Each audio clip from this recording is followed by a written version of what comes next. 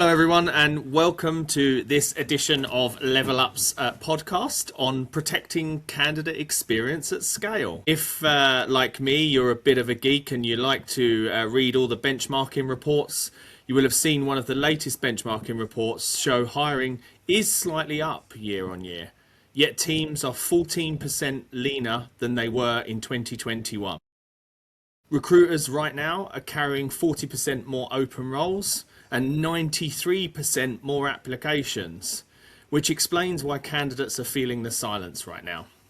Only 0.5% of candidates are ultimately hired, even as offer acceptance sits at 82%.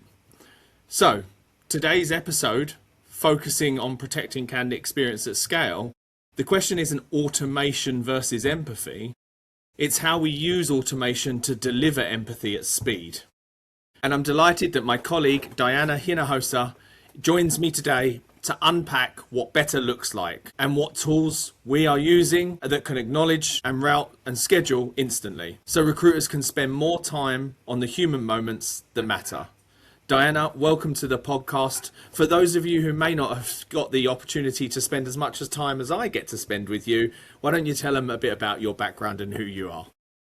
Yes, so first, Grant, I'm super excited. I think this is my first time doing a podcast with you, so I'm honored to be here. My name is Diana Hinojosa. I'm the Senior Vice President of Recruitment. I started the healthcare division here at LevelUP and oversee a team where we provide support in healthcare recruitment overall. Thanks, Diana. I'm excited to have you on board because you get the unique experience of being able to focus on some of our clients who have significant hiring volumes and repeatable roles, as well as super niche and highly skilled roles. If we focus on that high volume hiring area, you've worked closely with a lot of teams who have to do high volume hiring.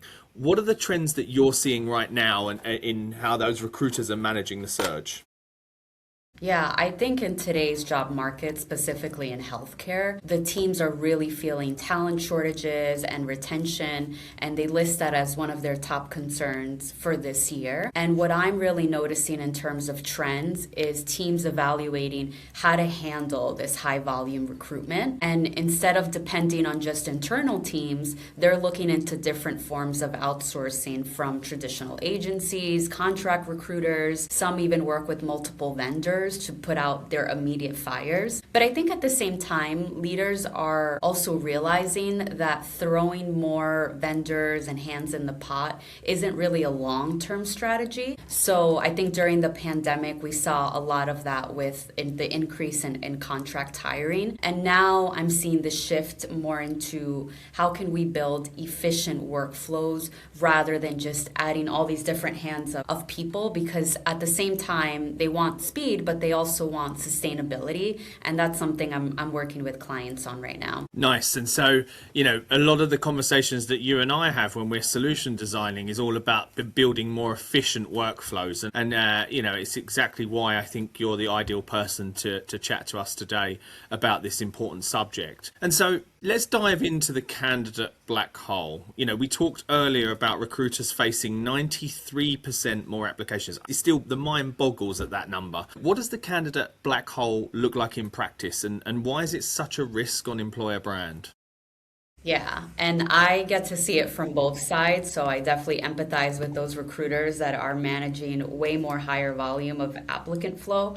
But we also speak with candidates, and I can hear the pain and the struggles of them applying to, different positions and not really hearing anything. So basically, the candidate black hole is when someone applies, or even let's say interviews, and then never hears anything.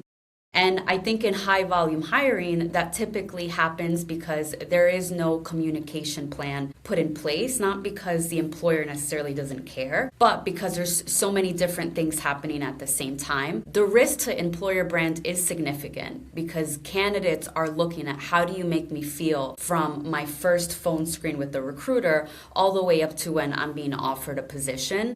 And And I think from the candidate perspective, silence could get misinterpreted as disrespect, disorganization from the company, and that sometimes turns away great talent because of how competitive it is, specifically in the healthcare market. So when we look at the black hole and speak about this with clients, what we really look for is not just how to add more manpower, but how can we embed processes where there is more consistent and transparent communication. And earlier, in a market where only 0.5% of applicants are hired, your response time is your brand. How you respond is your brand, right? Because there's a large volume of people who have an experience where they don't get the outcome that they want. So I love the insights that you share there, Diana.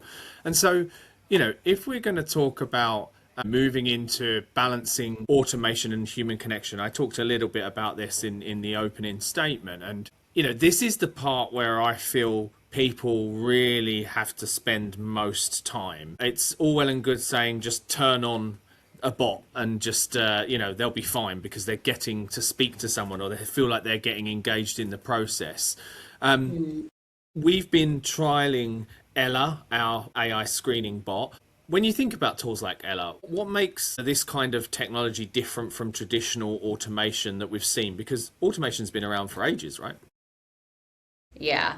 I think what makes Ella particularly unique is in how we're using Ella to help not just automate, but like you said, enhance the responsiveness. So traditional automation will focus on how to be more efficient, whereas we're looking at Ella on how can we ensure that candidates are hearing back quickly and honestly getting routed appropriately if they are a good fit.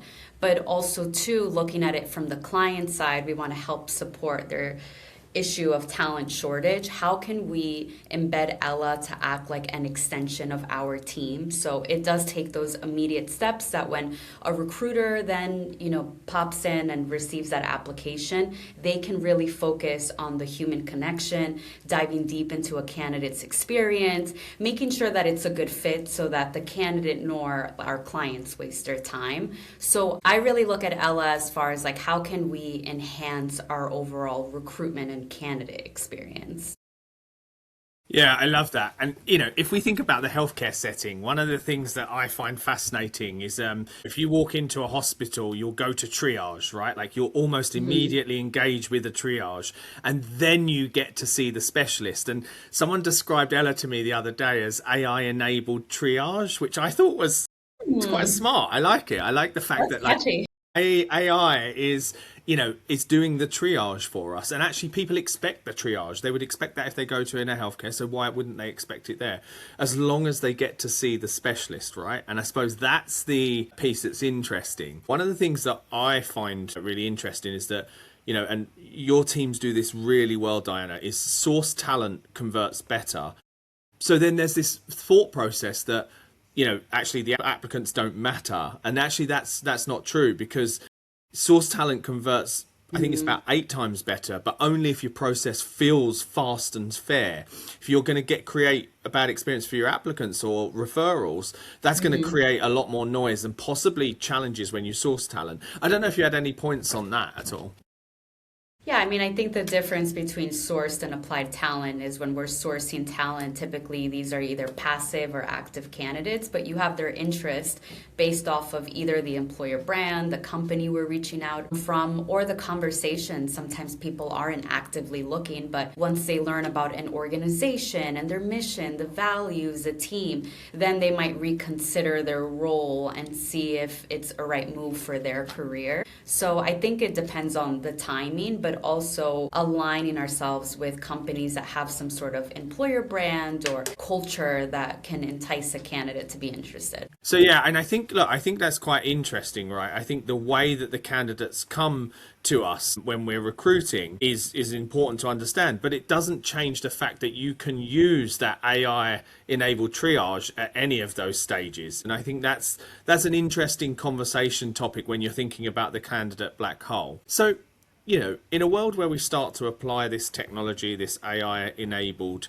triage, a lot of people are panicking about AI. A lot of people are panicking about the use of AI replacing their job. And a lot of people are saying, well, I still think recruiting is a human task. It needs to be delivered by a human.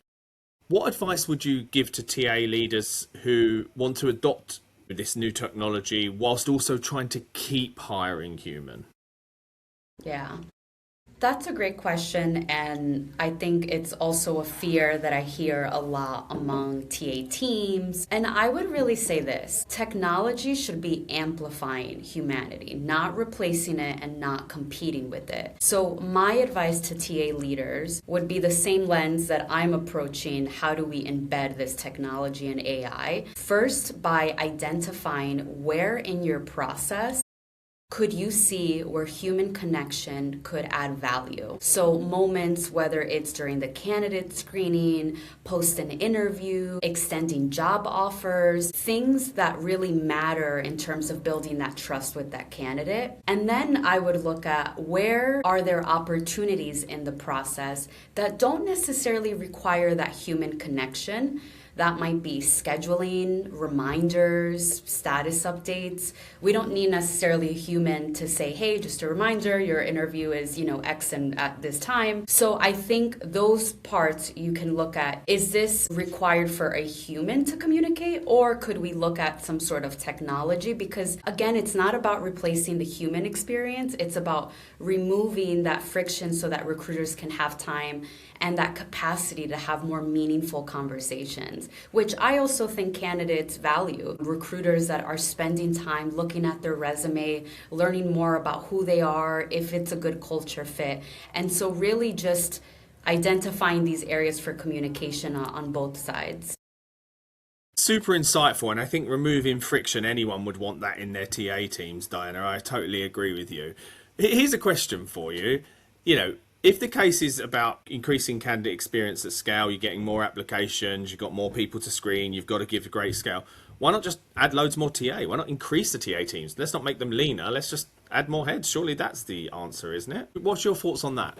I'm actually going to throw that one back to you because I have an answer to this, but I think coming from your side and working with so many different industries, do you get that pushback a lot from clients, or what are your thoughts around that? Well, I'll let you off. I'm meant to be the podcast host, Diana, and I'm meant to ask the questions, but I'll let you off on this one. I think it's a good question to push back to me. What I'm seeing, you could absolutely do that. You could double your TA teams tomorrow.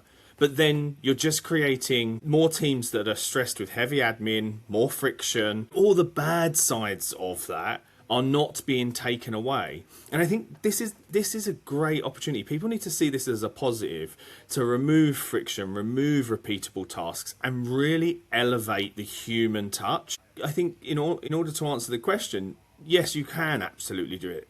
I don't recommend it. I think we're at a kind of inflection point in the industry where we can really, really make the recruiter personal touch, the human touch, be significantly more impactful. But to do that, we have to look at the friction, the administrative burden, all the elements that actually could be automated. And if we do that and then decide, okay, we still need more people, fine, I'm all for it.